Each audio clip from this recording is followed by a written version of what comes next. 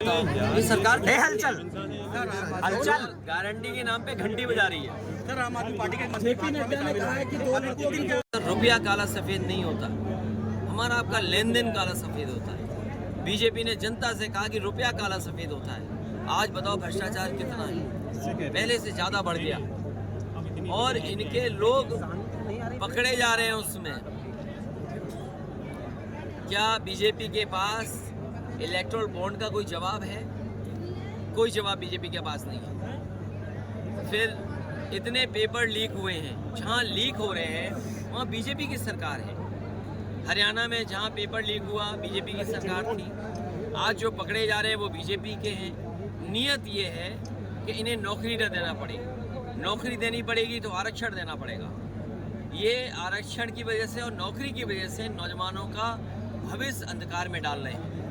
जो लोग अग्निवीर जैसी व्यवस्था लाए हैं, क्या कल पुलिस में नहीं ला सकते ये लोग? कल पुलिस में ले आए तो क्या करेगी जनता? इसलिए हमें सावधान रहना पड़ेगा। जहां मतदान करने की अपील कर रहे हैं वहीं सावधान होने की भी जनता से अपील कर रहे हैं। भाई भारतीय जनता पार्टी अपना कैसरगंज का तो करें घोषित, और जिस लोकसभा से मैं आया हूं दिल सांसद में नहीं लगेगा। जो मंत्री होता है उसको मंत्री बड़ी चीज लगती है। कोई सड़क का मंत्री हो और सांसद बनना चाहेगा, तभी तो उनके मुंह से क्या निकल रहा है, हम बम्बई बना देंगे। अरे भाई बम्बई बना दोगे, बम्बई में क्या बना दोगे? तो ये घबराए लोग हैं जिनके पास कोई जवाब नहीं है। क्या किसान की आय दोगुनी की गारंटी है? नौजवानों को नौकरी देने की गारंटी? इसलिए लखीमपुर हो और हमारे सीतापुर के गठबंधन के प्रत्याशी सब जीतने जा रहे हैं।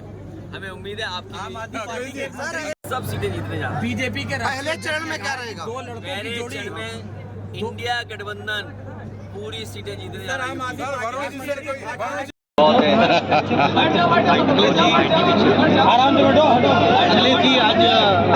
जीतेगी और कन्नौज ऐतिहासिक वोटों से जीतेगी। आप कब जा रहे हैं सर?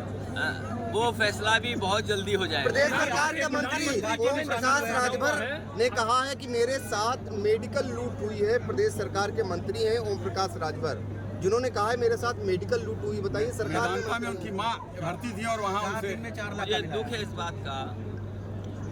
उनकी ये माता जी का स्वर्गवास हुआ है। मैं आपके माध्यम से जहां भगवान से ये प्रार्थना करता हूं कि उस परिवार में मंत्री जी और उनके सभी परिवार के सदस्य को भगवान इतनी हिम्मत दे, साहस दे कि दुख की घड़ी में दुख सहन कर सके। ये आरोप सरकार का इस समय लगा है, वो भी प्राइवेट अस्पताल में। सवाल प्राइवेट अस्पताल का नहीं है, उससे पहले भी इलाज सरकारी अस्पतालों में हुआ है। आखिरकार सरकारी अस्पतालों में ने क्या इलाज किया है? और आप याद कीजिए, मैं 2 घटनाएं आपको याद दिलाता हूं। एक, भारतीय जनता पार्टी के सांसद अपने बेटे को एडमिट कराना चाहते थे, लेकिन वो एडमिट नहीं करा पाए। उनका बेटा, उसकी जान चली गई। बहुत सवाल खड़े हुए थे। और आप याद कीजिए, सीतापुर का एक पिता अपने बेटे को यहाँ से लेकर के गया था इलाज कराने के लिए। जब यहाँ इलाज नहीं हुआ, लखनऊ के सभी अस्पतालों में घूमा, एडमिट नहीं हुआ।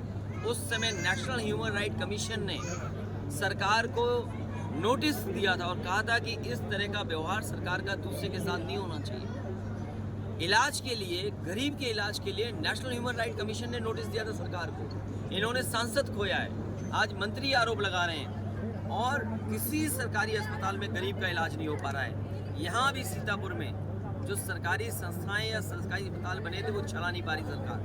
न दवाई है, न इलाज है, न स्ट्रेचर है, न पर्याप्त डॉक्टर है। तो ये सरकार कैसी है? दुनिया में विश्व गुरु बनेंगे लेकिन गरीब को इलाज नहीं दे पाएंगे।